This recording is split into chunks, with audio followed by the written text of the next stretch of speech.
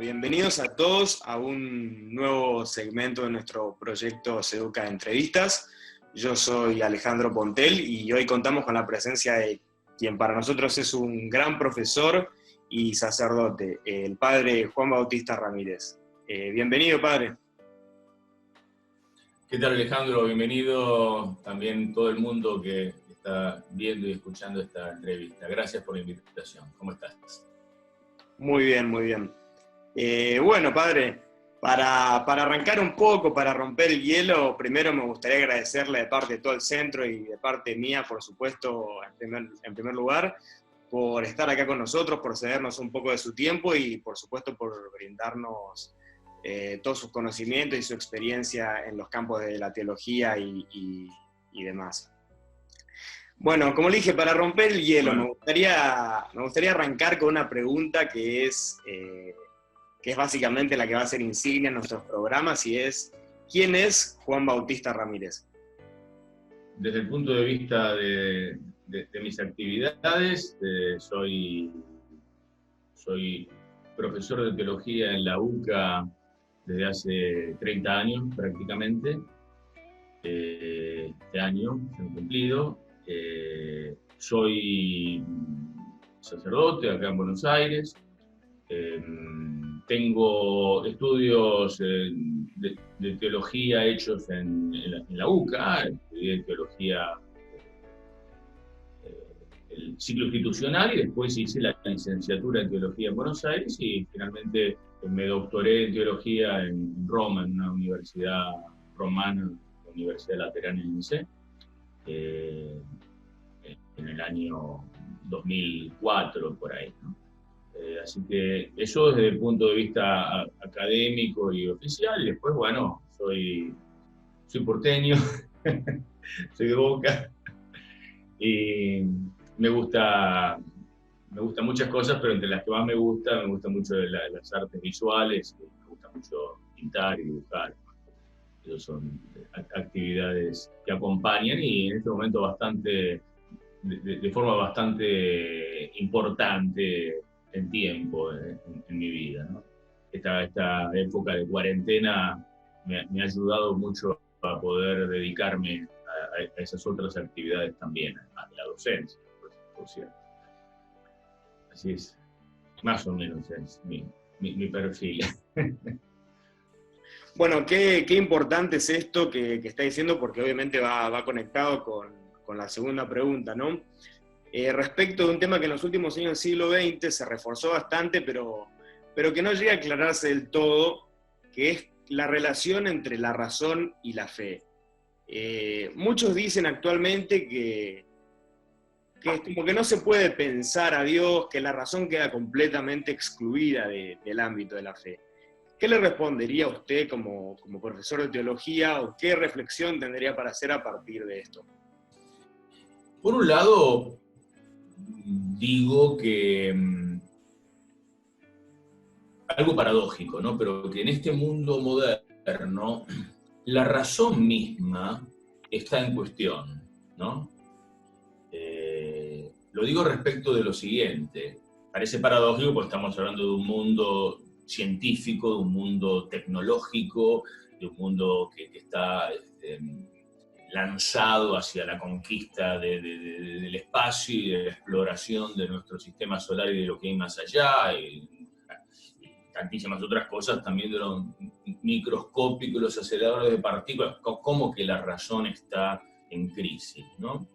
Bueno, está en crisis la razón aplicada no al área de lo físico, de lo químico, de lo biológico, sino aplicada al área de lo que habitualmente llamamos humanísticas, ¿no es cierto? Ciencias humanísticas. Está en crisis porque hay un territorio que está más que nada afincado en la mera opinión, ¿no? La doxa como una opinión al voleo, y que cada uno, dado el imperio de la subjetividad y de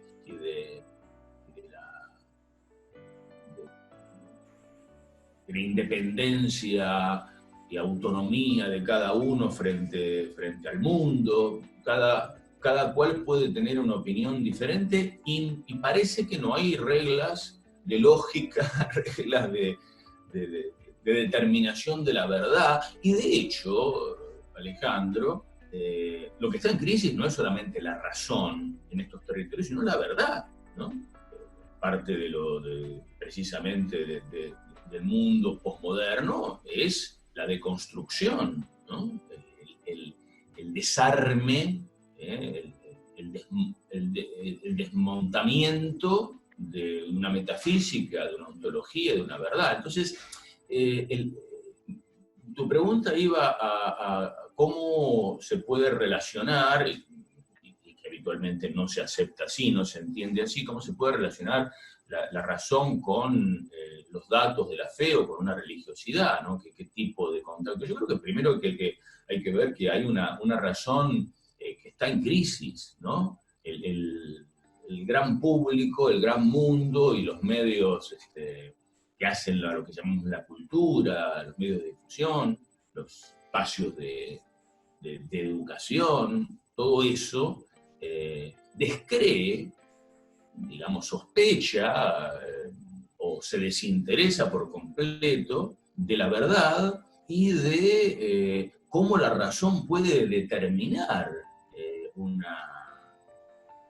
una ruta de contacto con la verdad y con lo real, ¿no? Entonces, sí, la razón es la razón en las ciencias duras, ¿no? Y que ya nos encontramos con un problema precedente a la relación razón y fe, ¿no? Ese problema se proyecta dentro de la esfera del cristianismo porque resulta que esa subjetividad que se aplica a todo, que hoy se aplica a la moral, a las opciones existenciales del individuo, cada uno puede hacer y querer lo que quiera. Estoy pensando, por ejemplo, en el tema de la ideología de género, ¿no es cierto? Y todo lo que se potencia eso a través de los medios de comunicación y de las redes sociales y de los aparatos culturales y educativos, gubernamentales, ¿no? A nivel nacional y planetario. Bueno, digamos, toda esa libertad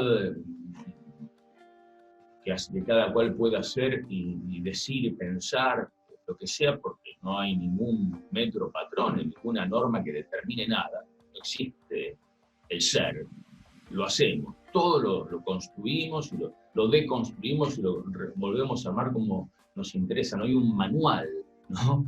Bueno, resulta que eso también se aplica a la religión. Entonces, bueno, ¿querés tener una religión? Tenela, ¿no? No hay nada que la razón tenga que decir o dejar de decir.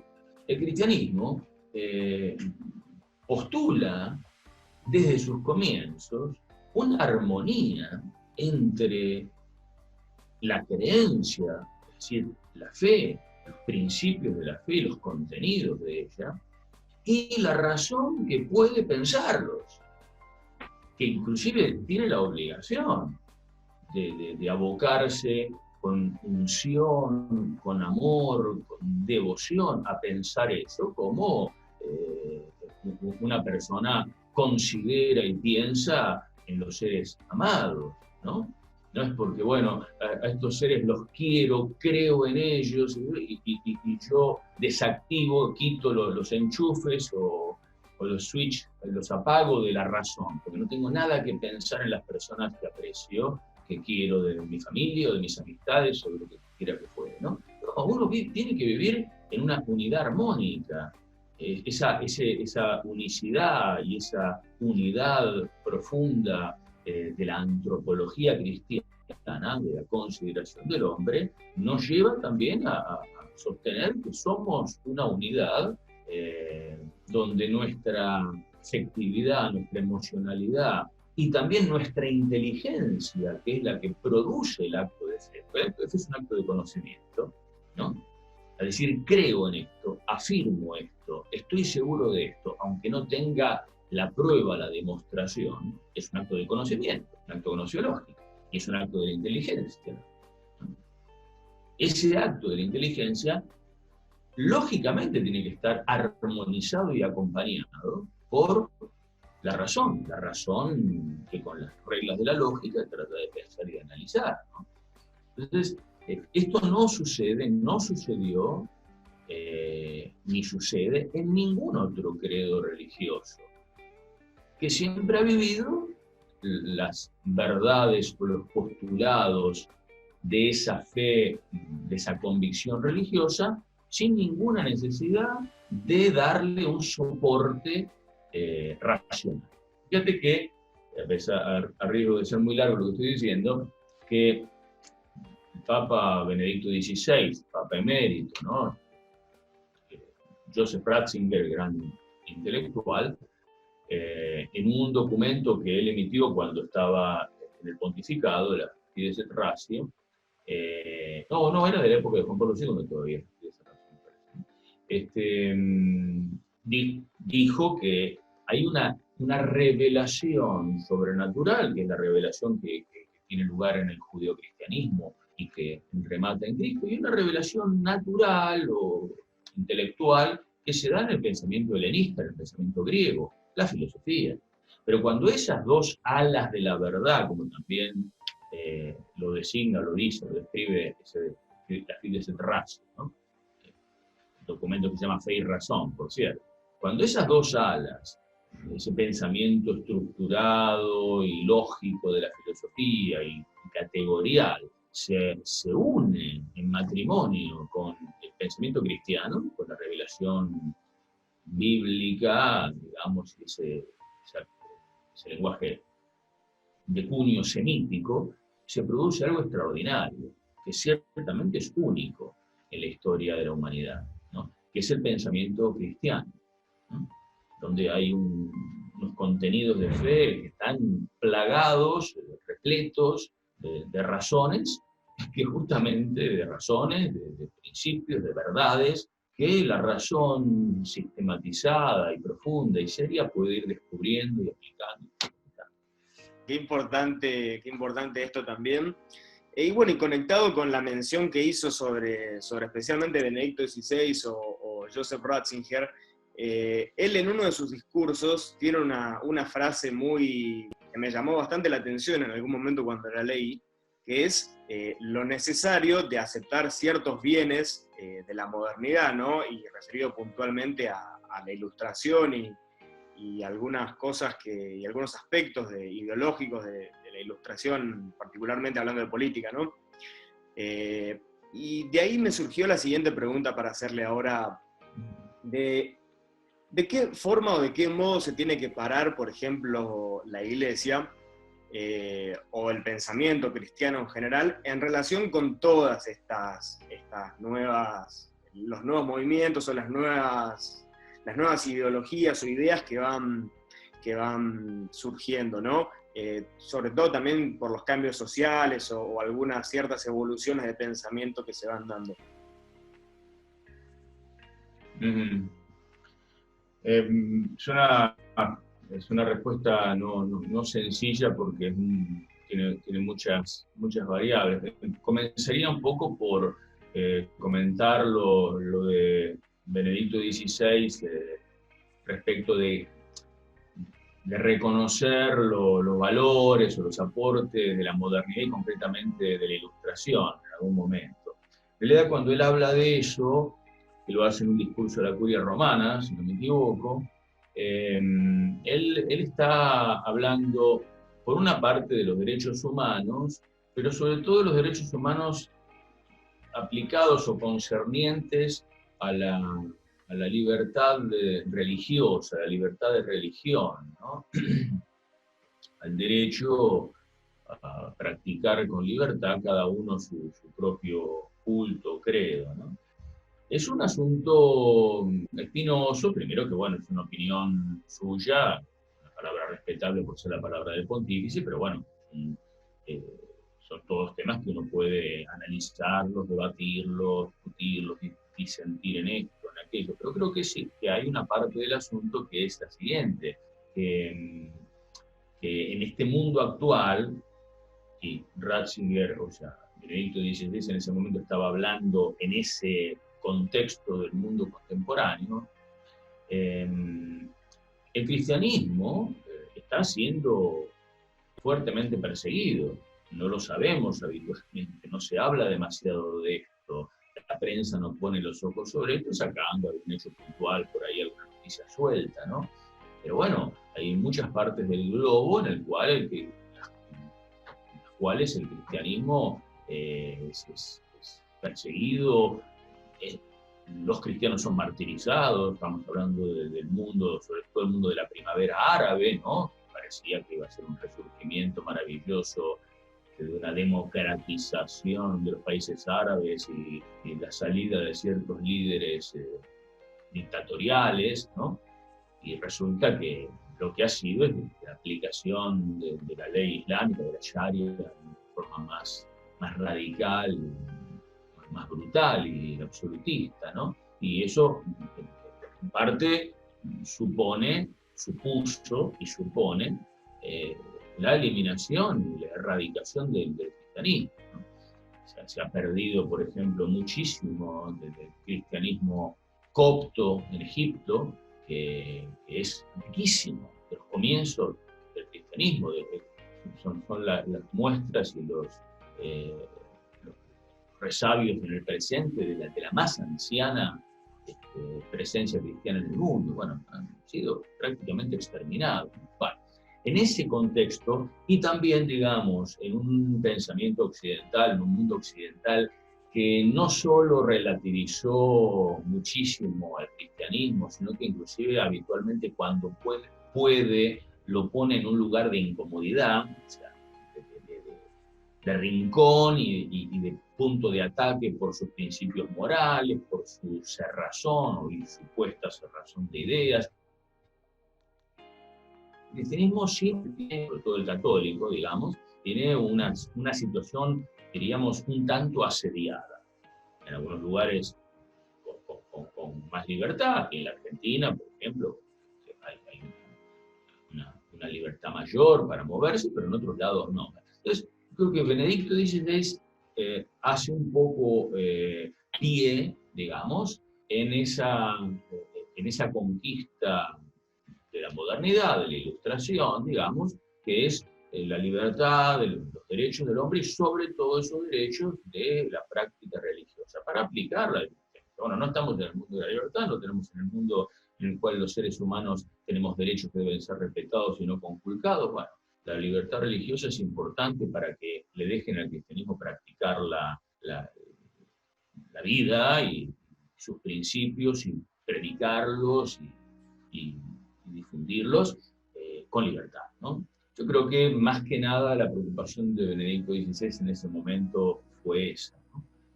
Ahora, tu pregunta se proyectó un poco más adelante a otras cosas, cómo el cristianismo tiene que ponerse, plantarse frente a los avances del mundo, a los avances. Pueden ser avances o retrocesos, a los cambios del mundo, ¿no? A sus posiciones, ¿no? Bueno, debe hacerlo, como te decía en la primera parte, la primera pregunta, la segunda, ¿no? Que fue la de la razón y la fe y la teología, ¿no es cierto? Debe hacerlo aplicando la razón, ¿no? Y debe hacerlo también con valentía, con coraje, con amor a la verdad, y el amor a la verdad siempre se asocia y se combina con el valor, ¿no? para defenderla, ¿no? Para no negociarla, diríamos, para usar un lenguaje más habitual o moderno, de moda, digamos. Entonces, siempre el cristianismo ha escuchado y ha mirado y ha recogido de las culturas y de las civilizaciones sus valores, ¿no? Sus cosas útiles. Los padres de la Iglesia, y eso ha sido recuperado en el Concilio Vaticano II, como lenguaje, como categoría citada o ahora tanto repetida, hablaba de las semillas del verbo que es Cristo, ¿no es cierto? Las semillas de Cristo, del verbo encarnado, o del verbo eterno de Dios, digamos, que se encarna Jesús de Nazaret, las semillas que existían y existen en otras culturas antecedentes o lejanas al cristianismo. Entonces, cuando llegan los misioneros, bueno, se encuentran una cultura que tiene semillas del verbo. ¿Qué significa eso? Valores, aspectos que son rescatables y que conjugan, se armonizan con lo que el cristianismo piensa y dice. Pero bueno, así como hay semillas del verbo, porque son semillas, hay otro montón de espacio y de terreno que no conjuga con el verbo, ¿no? Y que hay que corregir y que hay que moldear cuando el cristianismo despliega, como lo hizo en muchísimas épocas de la historia de la humanidad, despliega su evangelización, su apostolado, ¿no? Y predica, produce una transformación. Pero esa transformación cristiana siempre se ha hecho evidente, siempre ha rescatado esas semillas de oro, esos aspectos, aplicado a lo del mundo de hoy, ¿cierto? De ninguna manera tenemos que tener esa visión negativa, absoluta, digamos, que nos llevara a sostener que todo lo que está pasando en el mundo está mal, que el mundo es un desastre, que no hay ningún valor. De ningún modo esa es la actitud cristiana, ¿no? Tampoco la actitud cristiana es ese irenismo, ese idealismo o esa ingenuidad buenística, ¿cierto? Que todo lo vemos bien, todo está bien, sé bueno, de opiniones distintas, pero ni una cosa ni la otra, ni esa radicalidad pesimista y ciega ante cualquier cosa buena que pueda existir por allí, ni tampoco esa inocencia de mirada que nos quita la capacidad analítica y crítica sobre todo en el aspecto analítico, ¿no? Entonces, sí, el cristianismo, la teología, de alguna manera llevando adelante intelectualmente esa comprensión del cristianismo y ese análisis del mundo, bueno, debe rescatar cosas que son siempre positivas, digamos. Es evidente que en el mundo moderno tenemos un sinnúmero de aspectos que son enormemente positivos. Podemos citar los técnicos. Esto mismo que estamos usando ahora, esta misma transmisión Zoom, Alejandro, y que va a llegar a mucha gente, porque es un medio técnico maravilloso, ¿cierto? Internet, la informática, contamos con herramientas que no existían hace muy poco tiempo atrás. Bueno, padre, qué bueno esto último que dice también, y para ir cerrando, me quedo con esta última reflexión, si podríamos decir. Una mirada atenta y como que esté en constante discernimiento de no porque algo sea nuevo es malo, ni porque algo sea viejo es bueno también. Siempre me parece importante rescatar esto que está diciendo, de una mirada atenta, de pensar las cosas, de amasarlas en la cabeza, de ver bien qué es lo que realmente está bien y qué es lo que está mal. Bueno, y ya para terminar, me gustaría agradecerle muchísimo de parte mía, como le dije al principio, y de todo el centro por este espacio, por sus tan valiosas reflexiones. Y bueno, esperamos poder contar con usted y su presencia, y por supuesto todos sus conocimientos en algún futuro también, que vamos a estar organizando más actividades. Le agradezco mucho por esta oportunidad y bueno, espero que usted se haya sentido cómodo también. Alejandro, bueno, desde luego que me sentí cómodo y me siento, y yo les agradezco a ustedes esta posibilidad de decir algunas cosas que habitualmente uno no tiene ocasión de que sean escuchadas sacando en las clases, en espacios más reducidos, pero que bueno, si se puede llegar a más gente, mejor. En realidad no solamente yo he expresado aquí un pensamiento personal, ideas que me pertenezcan a mí solamente, sino que he expuesto con bastante sencillez lo que es el pensamiento cristiano, digamos, ¿no? Así que agradezco esta posibilidad que el Centro de Estudiantes de Derecho de la Universidad Católica me ha dado, y bueno, siempre seguimos en contacto. Por supuesto que cuando necesiten algo estaré dispuesto a colaborar con ustedes, y siempre estamos en contacto en los pasillos, en las aulas, en las secretarías, ¿sí? Así que, muy bien. Gracias por esto, Alejandro.